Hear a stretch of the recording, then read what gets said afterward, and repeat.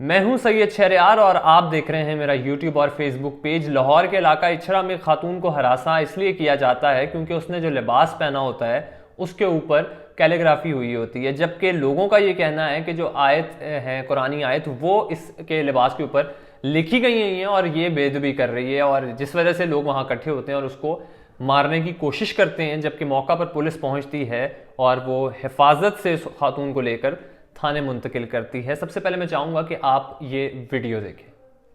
इस्लाम का मजाक है। बैठी हुई है, खड़ा कर सुनो सर जी, आयत लिखी और खड़ी हो जाओ।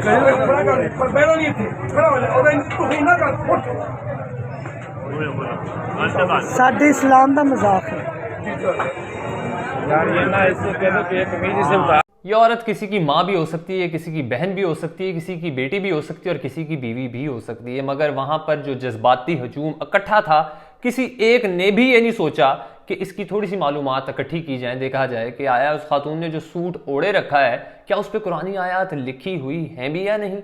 मगर नहीं, यहाँ पर जज्बाती लोग पाए जाते हैं, इस्लामी कार्ड इस्तेमाल करते हैं, इस्लाम का नाम इस्तेमाल करते हैं और लोगों पर हावी हो जाते हैं, लोगों पर जो है वो तशद्दुद करते हैं, लोगों को मार देते हैं और बाद में आसानी से जो है वो इन सारे मामला से निकल जाते हैं इस्लामी कार्ड खेल कर। इस खातून के साथ भी ही कुछ ऐसा होना था।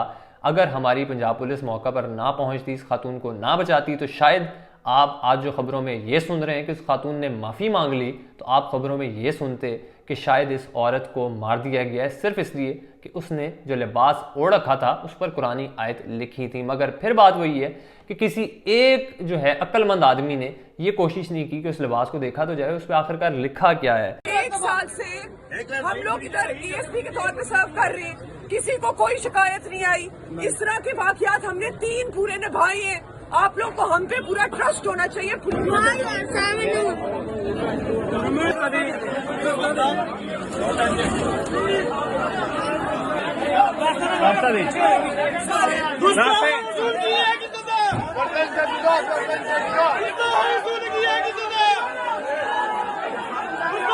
जो सूट जिसकी बात हो रही है कि इस पर कुरानी आयत लिखी गई थी, उस सूट पे जो है वो कैलीग्राफी थी, अरेबिक कैलीग्राफी हुई थी, और जो सऊदीया में आम तौर पर बिकता है। इस वक्त आप अपनी स्क्रीन पर जो है वो पिक्चर्स भी देख सकते हैं, जो ऑनलाइन भी आपको इसको आप बाय कर सकते हैं। और सऊदीया में जिस तरह मैंने बताया कि आम है, इस पे जो अल्फाज लिखे हुए हैं वो हलवा लिखा हुआ है, और हलवा का जो मायनी है हसीन, खूबसूरत और स्वीट के हैं।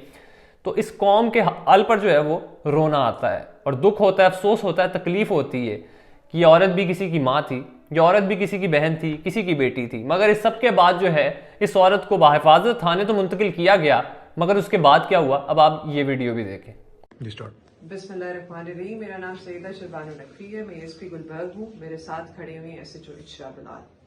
आज जिस वाक़े का हम जिक्र करने जा रहे हैं वो इतना है कि एक खातून अपने शौहर के साथ इचरा बाजार आई शॉपिंग करने। उन्होंने एक कुर्ता पहना हुआ था जिसके ऊपर कुछ हरूफ लिखे हुए थे। जब हरूफ लोगों ने देखे तो उन्होंने कहा कि आप ये कुर्ता उतार दें, और एक कंफ्यूजन क्रिएट हो गई कि कहीं गुस्ताखी हो गई। उस चीज़ को जब हमने आगे प्रूव किया तो जो चीज़ सामने आती है, जो हकायक सामने आते हैं, उनके मुतालिक आपको नदीम भी बताएंगे जो मौके पे उस दिन मौजूद थे, उस टाइम पे मौजूद थे। आज 1 बजे के करीब ये वकूआ पेश आया और उसके बाद वो खातून भी माजरत करेंगी कि क्या हुआ और क्या उनकी नीयत थी, उसके मुतालिक भी बात करेंगी।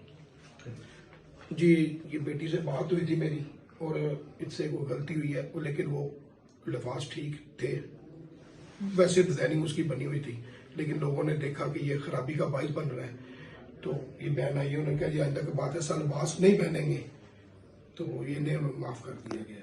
अस्सलाम वालेकुम। मैं इचरा बाजार गई और मैंने ये जो कुर्ता पहना था ये मैंने डिज़ाइन समझ के लिया है। मुझे नहीं पता था उस पर कुछ इस तरह का लिखा है जिससे लोग ये समझेंगे कि ये शायद कोई अरबी लिखी है, और मेरी ऐसी कोई नियत नहीं थी और ये जो भी हुआ है लाइल्मी में हुआ है। लेकिन मैं फिर भी माफ़ी मांगती हूँ।